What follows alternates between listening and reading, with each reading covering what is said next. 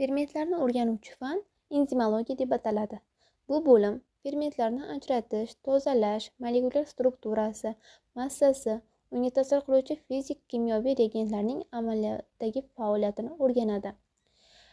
Fermentlarni amaliy asosda o'rganish 18 va 19 asrlardan boshlandi. Bu sohada nemis kimyogari Justus Liebig, mikrobiologiya faniga asab solgan fransuz olimi Louis Pasteurlar achish jarayonini tirik organizmdagi maxsus kimyoviy moddalar, ya'ni fermentlar bilan bog'laganlar.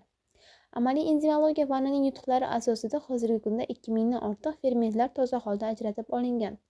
Fermentlar va noorganik katalizatorlar umumiy kataliz qoidalari asosida faoliyat ko'rsatib, ular o'rtasidagi o'xshash xususiyatlari bor.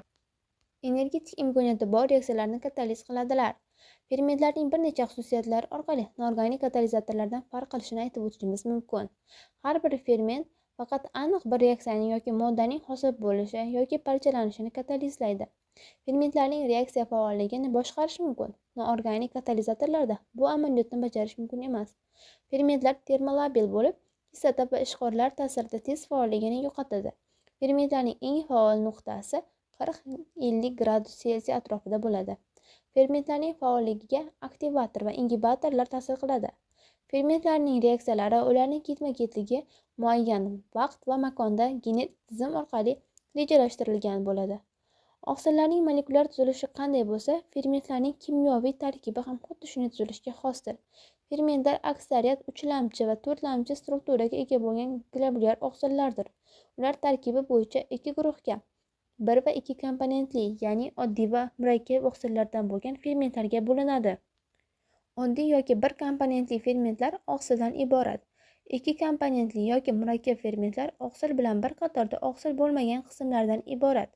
2 komponentli fermentlardan qo'shimcha prostetik guruh rolini vitaminlar, ularning hosilalari, koenzim, nukleotid va ularning hosilalari va mikroelementlar ionlari kiradi.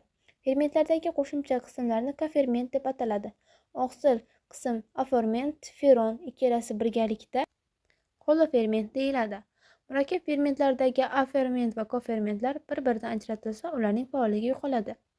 Fermentlardagi oqsil qismi afoferment reaksiya spesifikligini ta'minlaydi. Koferment esa reaksiyani amalga oshirishda ishtirok etadi. Fermentlarning molekulasi bitta, ikkita yoki undan ortiq protomerlardan tashkil topgan bo'lishi mumkin. Bunday fermentlar multimer, ya'ni enzimlar deb ataladi. Aksariyat multimer fermentlarda protomerlar tabiati jihatdan har xil bo'ladi. Ular aminokislota tarkibi, molekulyar massasi bilan farq qiladi. Ularning o'zaro nisbati ferment tarkibidagi turlicha bo'lishi mumkin. Natijada bir xil faollikka ega bo'lgan, turli xil fizik-kimyoviy xususiyatga ega bo'lgan fermentlar hosil bo'ladi. Bunday fermentlar izomer enzimlar yoki izozimlar deb ataladi.